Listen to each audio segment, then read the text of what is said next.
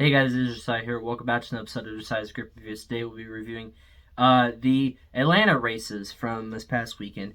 Without any further ado, let's go ahead and get with it. So, starting off, the truck race, which was on Saturday, the first race on Saturday, it was Kyle Busch who got the best of Stuart Friesen in the end. And he did exactly what he needed to do. He went low in 1 and 2 and didn't quite clear Friesen. He didn't even clear him in 3 and 4. Friesen actually had a good run off of 4, but Kyle did just enough. He had just enough momentum to side draft him and get a good run to the line. I think Busch beat Friesen by about 17 1,000ths of a second. The 12th closest finish in Truck Series history is what I saw. So, congrats to Kyle Busch on his 60-something career truck win. Insane. Friesen and Hemrick are my two favorite truck drivers, so to see both of them have a shot with under 5 to go, leading with under 5 to go, and neither of them win. One of them finished 6th. Hemrick finished 16th, I believe, because he got loose with like 4 to go, running second. It definitely sucks. But it is what it is. Friesen, it's been a struggle for Friesen. I don't think he's made the playoffs since 2022. That's his last win was 2022 at Texas. So it's been a little bit of a struggle for him. And Hemrick still has that one win across all three top NASCAR's top series. Of course, the win to winning the championship in 2021 in Xfinity, and that insane win. But the next race after that was the Xfinity race Saturday evening, which was won by Austin Hill. Honestly, no one should be surprised about that. The truck race is pretty good. The Xfinity race was a little bit duller. Austin Hill pretty much dominated the whole race, and any laps he didn't lead, Jesse Love led. So, yeah, that's pretty much it from the Xfinity race. We're mostly going to talk about the Cup race, which was ran last night. So let's go ahead and talk about it. So it was Ryan Blaney who got the pole, and Team Penske kind of made the top 4. Well, 1, 2, and 4. Josh Berry was third, but the Fords were like 9 of the top 10. I think Kyle Busch was the only non-Ford that started in the top 10. I think he was a Chevy, obviously. He started at 6. Stage 1 was won by Josh Berry. So I think that's first stage win. I don't know. He might have a few more. But he led the most amount of laps he's led in a race in his Cup Series career. So good for him. Stage 2 was won by Kyle Larson. He won a stage in Super Speedway. Holy cow! Congrats to him. I think that's his first drafting style stage win, so good for him. So the big wrecks that happened, obviously, if I look at this the finishing order, good grief. If I look at the finishing order, yeah, I can easily tell when these wrecks were. I think the first wreck happened with, I can't remember who it was. Someone spun out. Oh, it was Ty Dillon. Ty Dillon spun out, and he had like an issue or something.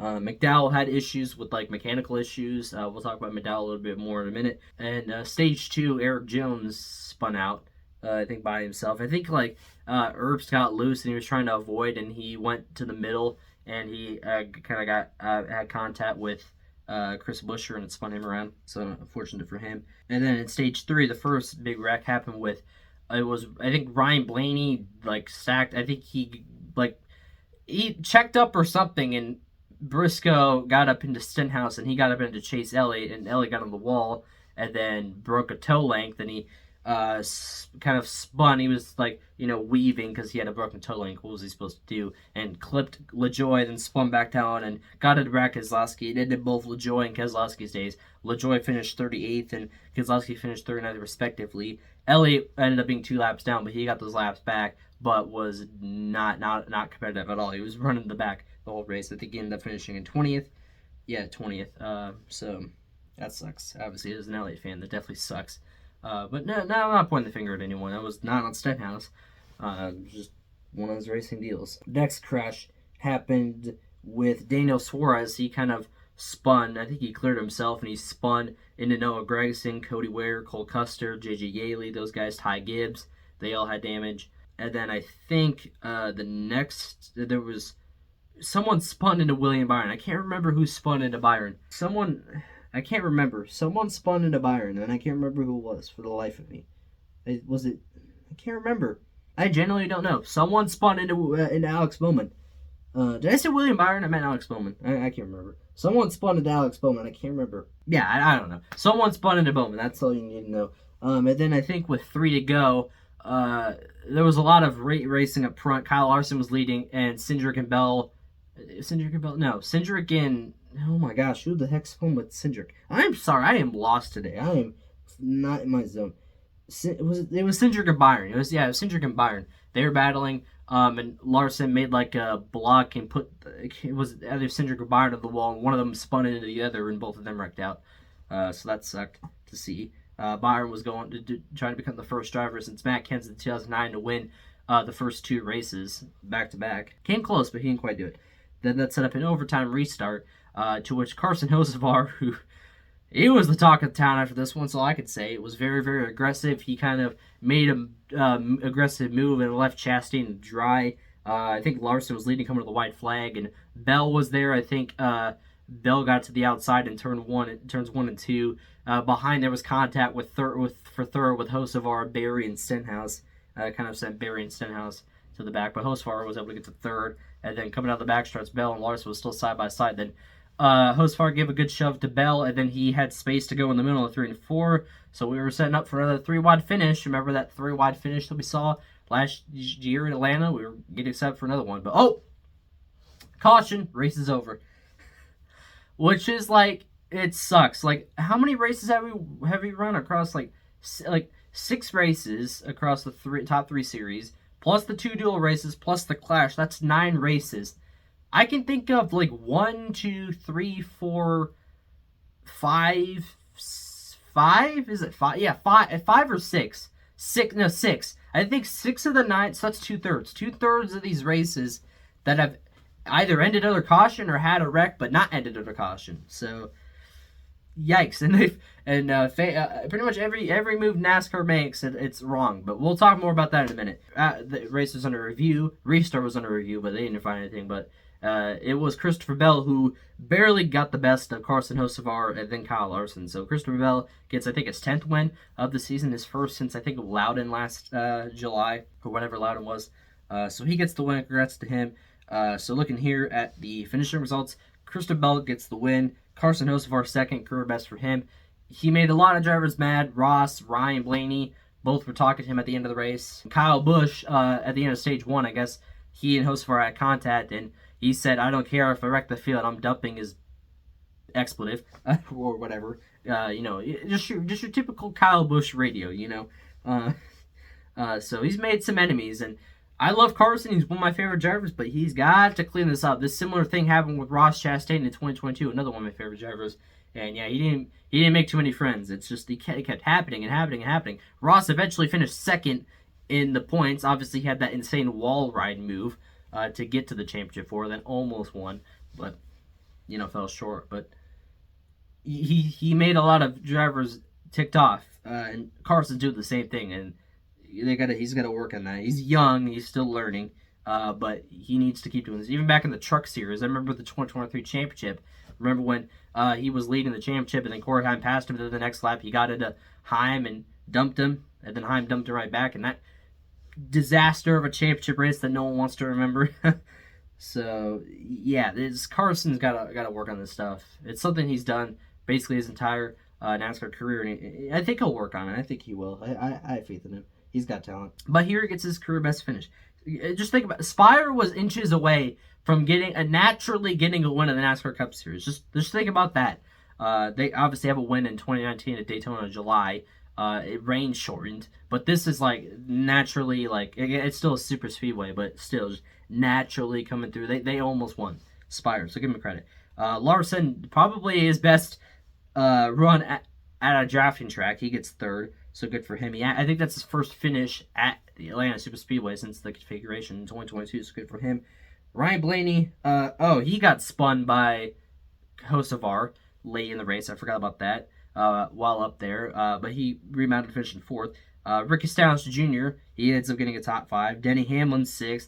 Kyle Busch was up there. Kind of fell back. He got to 7th. Ross Chastain was still able to get 8th. Bubba Wallace gets a 9th. And John Nemechek, two races, 2 top 10s. Excuse me, that was not good. So good job for Nemechek. Legacy Motor Club, obviously disaster last season. Nemechek gets the top 5 in the 500, so does Johnson. Now Nemechek gets another top 10 here. Good start to the season. I think he's like 7th in points, which is crazy.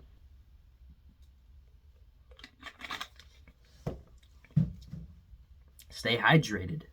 Zane Smith ended up getting 11th, Joey Logano 12th, Michael McDowell, who I think got the free pass 6 total times in this race, which ties the record for the most free passes in a race. I think it was either him or Daniel Hamrick did it a few years ago.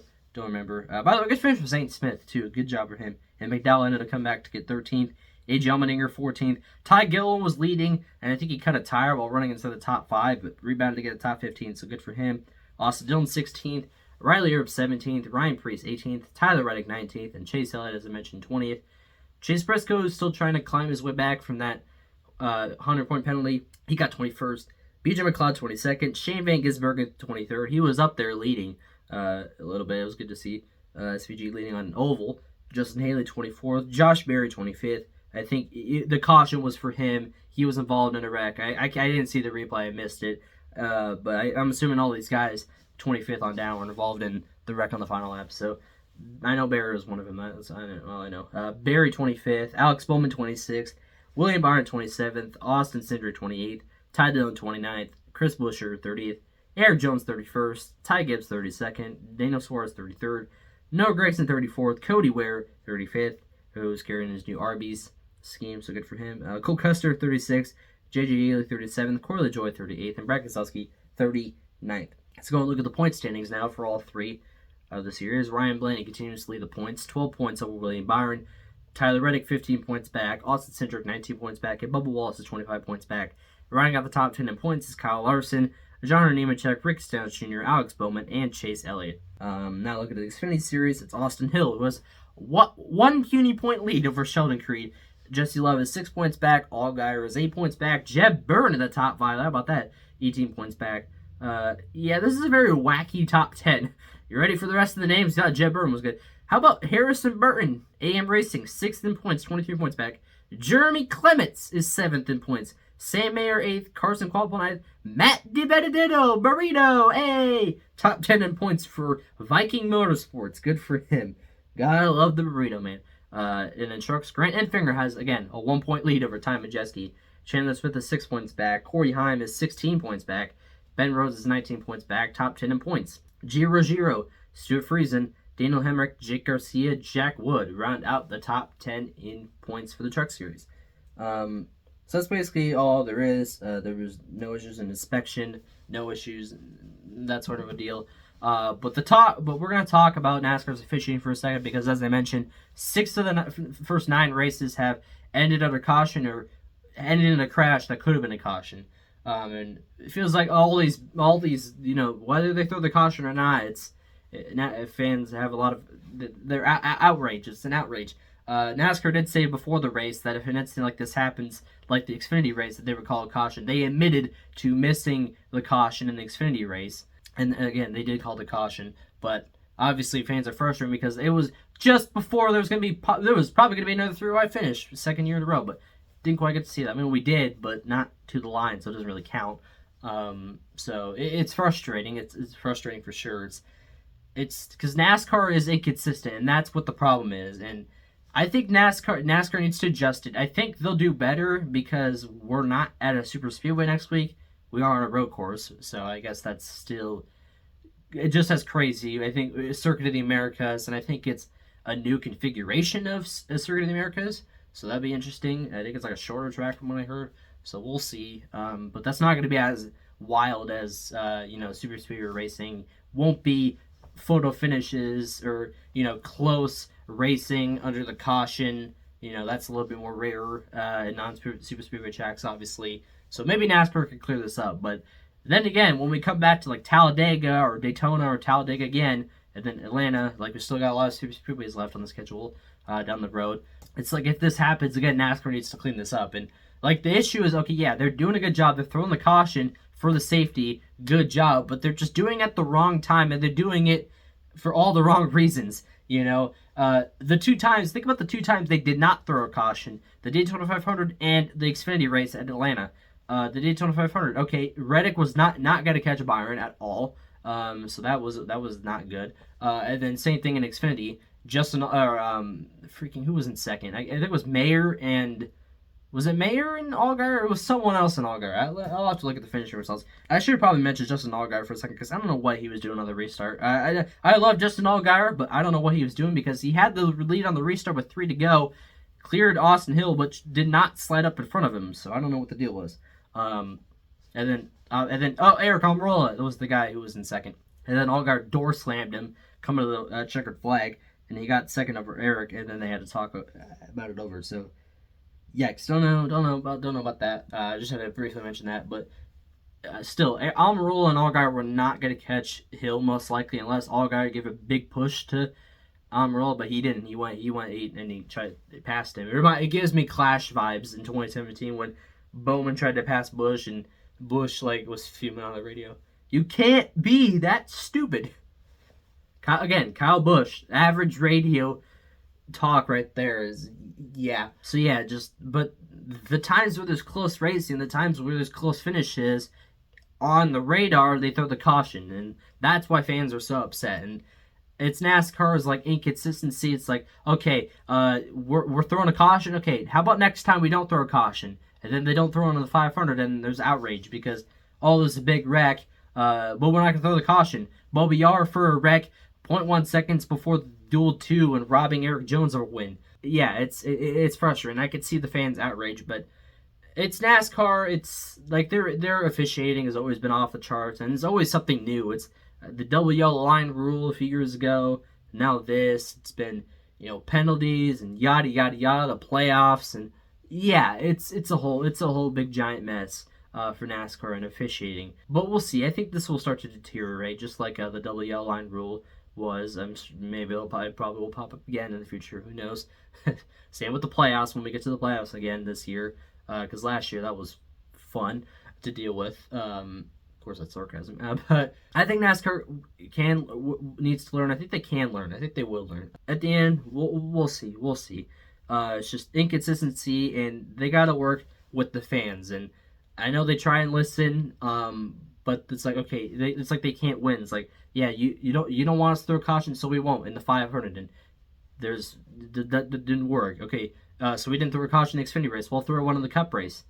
Yeah, it's the timing. It's polarizing fans, and I can understand that. So, anyways, just trying to clear that up. But that is gonna be it for this episode of Josiah's Grape Reviews. Hope you guys did enjoy. Smash like, subscribe, hit that little tiny notification bell that we never miss any new videos just like this one. As always, that's clout, and I'll support that. So just do it as a suggestion by yours truly.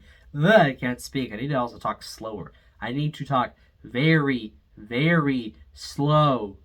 So anyways, but I'll see you guys in the next video. I have video ideas. If not, you'll see me in Super Scripture Sunday. Hopefully Josiah's Grape Reviews next week. I'm actually uploading 2 Josiah's Grape Reviews in a row. I'm doing it. Starting to upload consistently. That's not going to last long. Anyways, see you guys then. Bye.